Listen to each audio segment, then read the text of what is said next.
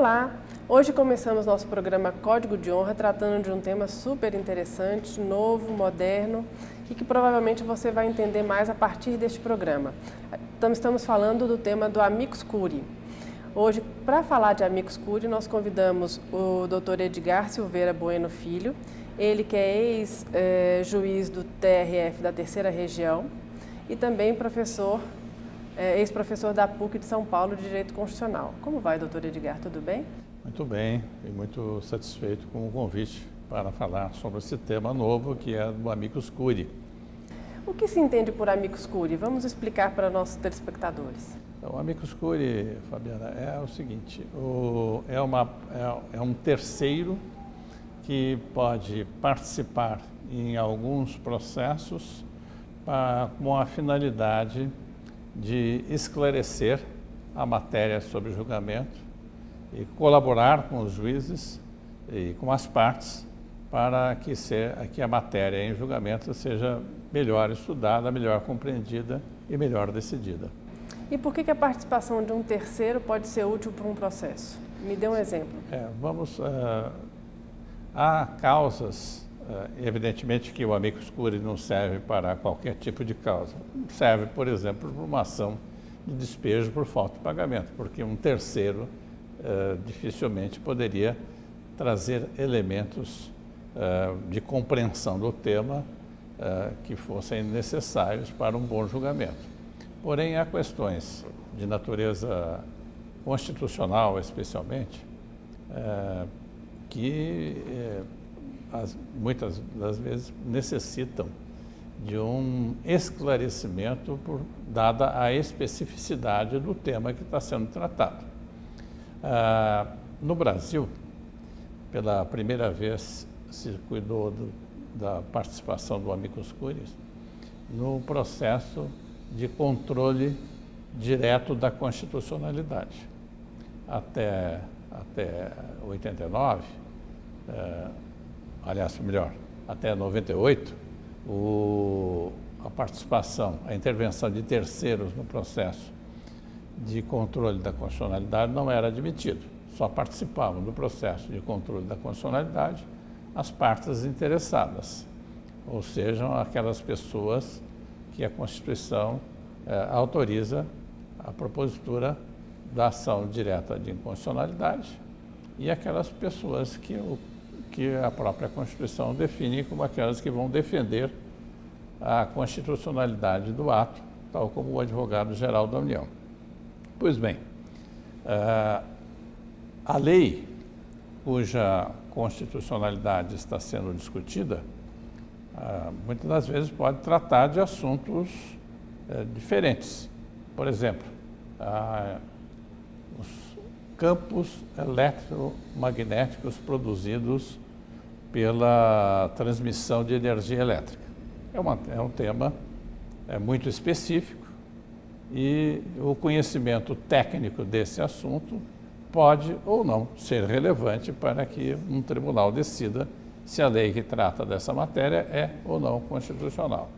Então ou mesmo na área da sua atuação, que é a área tributária, muitas das vezes o juiz, embora tenha uma formação jurídica relevante, a parte também o tenha, nem sempre a parte que faz a arguição da inconstitucionalidade é capaz de oferecer ao tribunal todos os elementos fáticos necessários para a boa compreensão do tema. E aí entra a figura do Amicus Curiae, que é um terceiro que não tem interesse direto na causa, mas que pode colaborar trazendo elementos para que o tribunal conheça melhor o assunto. E quais são os requisitos para que um terceiro possa apresentar um Amicus Curiae ou participe de um processo? Então, em primeiro lugar, a lei federal diz que deve ter representatividade. Ou seja, não sou eu, com certeza você teria qualificação para isso, mas eu não teria, de chegar no processo e dizer, olha, eu quero participar como Amicus Curiae. Normalmente, são chamados para participar entidades que já tenham representatividade. Por exemplo, a Ordem dos Advogados do Brasil, o Instituto dos Advogados de São Paulo, o Instituto dos Advogados do Brasil, o Instituto dos Arquitetos, se a matéria envolve problemas de arquitetura, de engenharia e assim por diante, né? Entidades que já são, como é o caso do Instituto, centenárias, né? O OAB, portanto, já gozam desta representatividade. E também haja alguma relação entre a atividade exercida pela entidade que pretende ser amicus curiae e a matéria sob julgamento, né? O Instituto é bem atuante no amicus curiae de em diversos temas, né? A gente conta com pareceres de vários especialistas para ajudar em vários tipos de processo. Em que tipo de ação a participação do amicus curiae é admitida? Hoje, antigamente era só no processo de controle direto da constitucionalidade, por força da previsão legal nascida em 1998.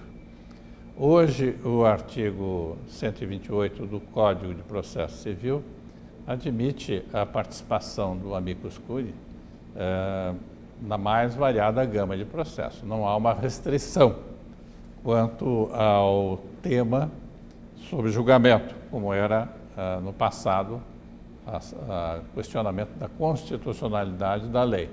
Hoje, em qualquer ação que possa ter cuja decisão possa ter alguma repercussão geral, é admitida a participação do amicus curiae.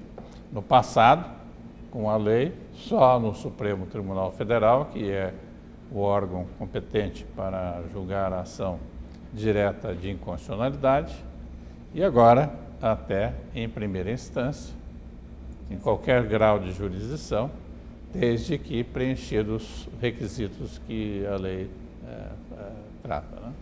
E quais são esses requisitos? Então, esses requisitos não deixam de ser mais ou menos aqueles que eu já havia mencionado. Aqui o terceiro, que se pretenda participar do processo, demonstre que há representatividade e que aquela questão que vai ser decidida tem uma repercussão mais ampla do que restrita às partes do processo.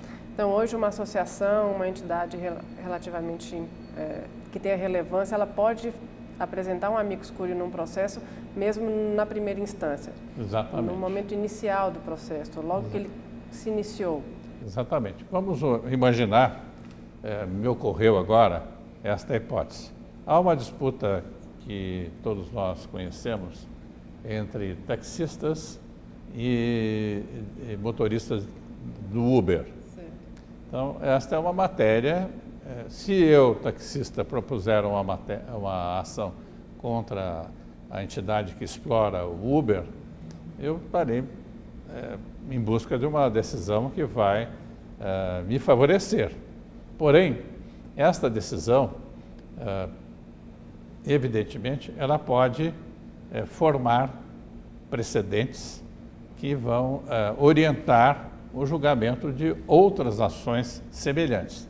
Nessa medida, se a associação dos taxistas, por exemplo, entendesse conveniente, ela poderia requerer a sua participação nesta demanda como um amicus curiae para esclarecer ao juiz da causa, já logo no nascedouro da causa, em primeiro grau, pontos que podem ser relevantes ou não para o julgamento da causa.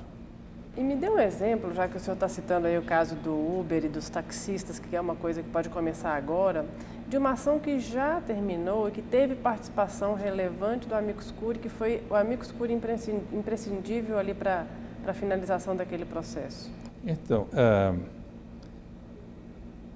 aliás, esta é interessante. Eu mencionei que só se admitia a presença do amicus curiae até a entrada em vigor do Código de Processo Civil, só se admitia na ação direta de inconstitucionalidade, mas eu estou me lembrando agora que o Supremo Tribunal Federal acabou ampliando os casos de participação do amicus curiae.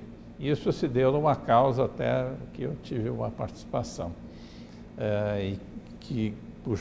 cuja matéria eu até mencionei anteriormente. Há alguns anos atrás, a Eletropaulo pretendeu fazer a reforma de uma linha de transmissão aérea, linha de transmissão de energia e aérea, existente no bairro de Alto Pinheiros. E a Associação de Bairro propôs uma ação civil pública com o objetivo de impedir que esta reforma ocorresse, sob a alegação de que a linha de transmissão deveria tomar uma outra forma, dado que ela gera um campo eletromagnético que seria prejudicial à saúde das pessoas. E fez isso com base na existência de estudos internacionais e também com base numa legislação suíça, que estabelecia que o limite seguro de radiação era de 1 microtesla, assunto que qualquer um de nós aqui pouco conhece. Esta ação tramitou em primeiro grau, foi julgada procedente. O recurso foi julgado pelo Tribunal de Justiça aqui de São Paulo. A associação venceu por 2-1 e o tema foi levado ao Supremo Tribunal Federal por razões que eu não vou especificar agora, porque seria muito alongado. O fato é que quando esta ação chegou no Supremo Tribunal Federal, o recurso extraordinário foi admitido e o relator, que foi o ministro Dias Toffoli, resolveu fazer uma audiência pública sobre o tema. E para colher elementos importantes para o julgamento da causa. E nessa medida foi admitida a presença de várias entidades, como o amicus curiae, que levaram ao tribunal elementos técnicos que eram desconhecidos, porque a causa estava sendo discutida sob o ponto de vista jurídico, praticamente, até então, e que levaram o tribunal a decidir aquela questão, dando provimento ao recurso extraordinário movido pela Eletropaulo.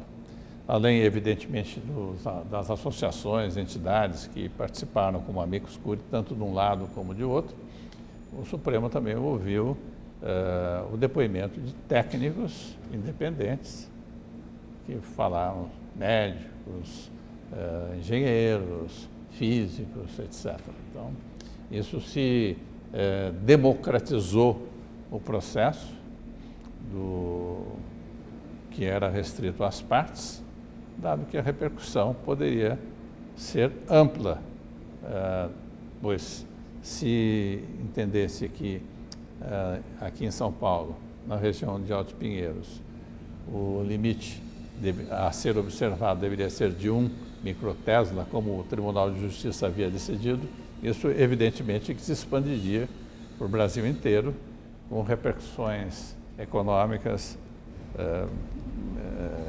enormes, inimagináveis, porque todas as linhas de transmissão aérea haveriam de ser reformadas para serem elevadas a uma altura que permitisse o respeito a esse limite, ou enterradas bem a 10, 20 metros, e assim mesmo toda a linha deveria ser enclausurada por mantas de concreto, etc., para evitar que essa radiação chegasse num limite maior do que 1%.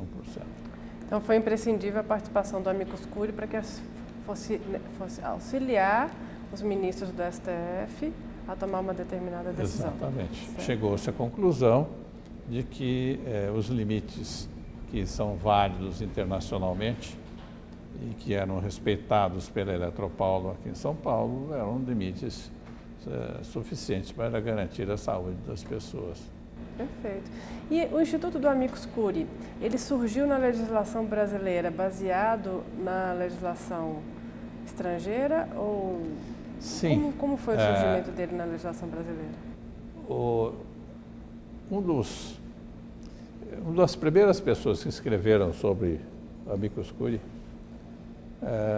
foram o ministro Milton Luiz Pereira, já falecido do STJ, o ministro Adhemar Maciel e eu. Depois disso, o professor Cássio Scarpinella Bueno, escreveu um compêndio sobre a Amicus Curiae, que é uma obra primorosa. E lendo esse livro, eu tomei conhecimento de que já no ano 1200, na Inglaterra, já se admitia a presença do Amicus Curiae em processos visando a informar os juízes a respeito de eventuais precedentes sobre aquela questão que o juiz ou as partes não tinham conhecimento. Muito interessante, porque hoje, com a tecnologia que nós temos à nossa disposição, é muito fácil você ter acesso à jurisprudência anterior, aos precedentes, mas naquele tempo, com certeza era muito difícil, então se admitia isto no direito inglês. E, posteriormente, isso foi herdado pelo direito norte-americano, onde a presença do Amicus Curiae já vem da década de 30, eu acho. Se não me engano, na década de 30 já se permitia a presença do Amicus Curiae nos processos na Suprema Corte. E a sentença proferida no processo, ela atinge o Amicus Curiae? Não, porque ele é um terceiro que intervém no processo sem ser parte.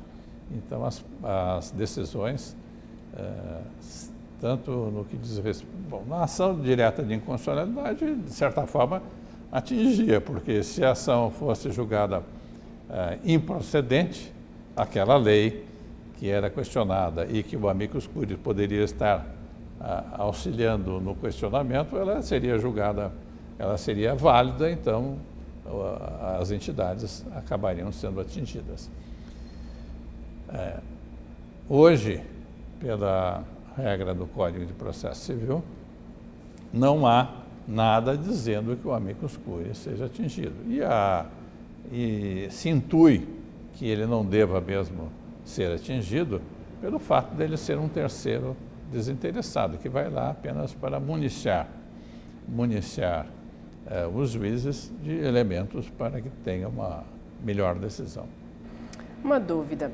A Comissão de Valores Mobiliários, por exemplo, e o CAD, que é o Conselho Administrativo de Defesa Econômica, eles podem participar como Amicus Curiae?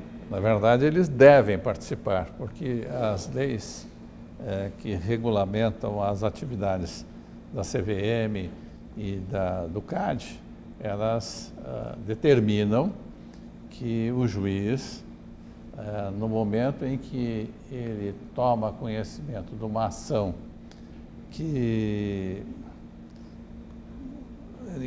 cuja a matéria sub júdice possa configurar uma infração às regras de direito econômico, então ele tem que chamar o CAD para querendo opinar sobre aquela questão que está sendo julgada. Vamos supor que se esteja discutindo entre partes a formação de um cartel, matéria típica de ser levado ao conhecimento do CAD. Nessa hipótese, o juiz é obrigado a mandar intimar o CAD para que ele, examinando o conteúdo da causa, participe emitindo parecer ou se alinhando a uma das partes, né? E a mesma coisa se dá em relação à Comissão de Valores Imobiliários, quando haja uma disputa envolvendo, por exemplo, um inside trader, o uso de informação privilegiada. Essa matéria é típica de ser combatida pela CVM, então a CVM também é chamada.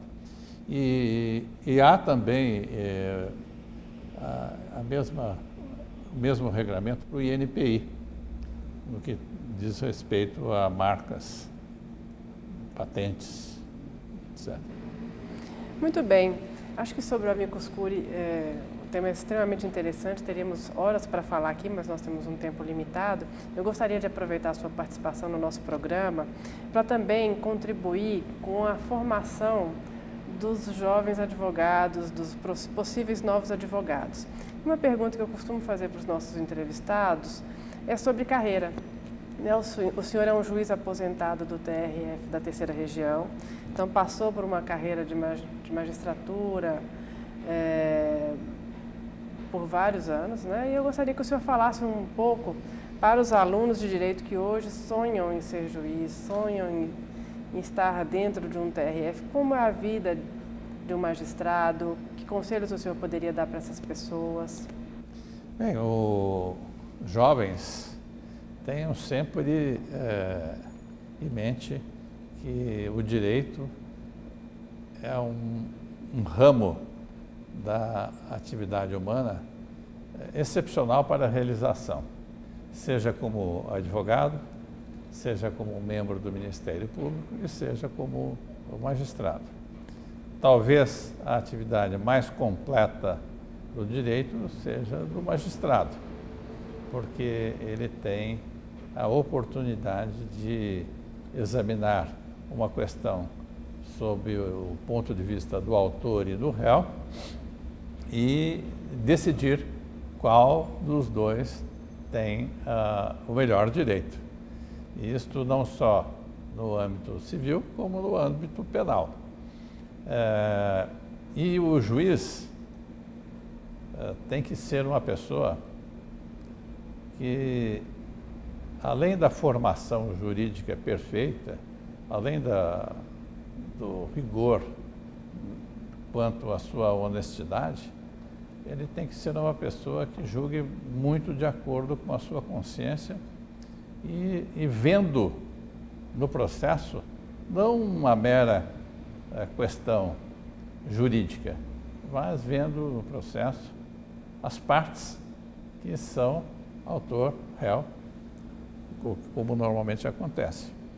E especialmente quando ele for um juiz criminal, ele tem que tomar ainda mais cuidados para ser um juiz imparcial, justo e decidir com misericórdia. E foi o que eu ouvi quando tomei posse no cargo de juiz do TRF, no discurso feito pelo ministro Washington Bolívar de Brito, que à época era o presidente do Superior Tribunal de Justiça. O juiz deve também usar do seu coração na hora de decidir, não para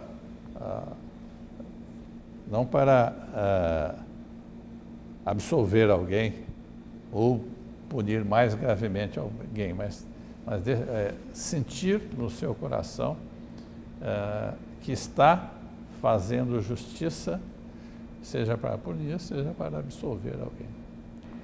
Eu agradeço muito o senhor pela participação no nosso programa Código de Honra. Programa esse que é uma iniciativa do Instituto dos Advogados de São Paulo e do Tribunal de Justiça de São Paulo também, em conjunto. E se o senhor quiser fazer mais alguma consideração? Eu só agradeço a oportunidade que o Instituto e que você me deu de falar um pouco sobre esse tema interessante e de tentar transmitir a terceiros um pouco do conhecimento que consegui amealhar pela minha experiência como advogado e como juiz. Código de Honra é um programa muito bom, sempre muito instrutivo e o Instituto e você, como dirigente deste programa, estão de parabéns pela iniciativa. Muito obrigada. E nós encerramos hoje o programa Código de Honra. Muito obrigada.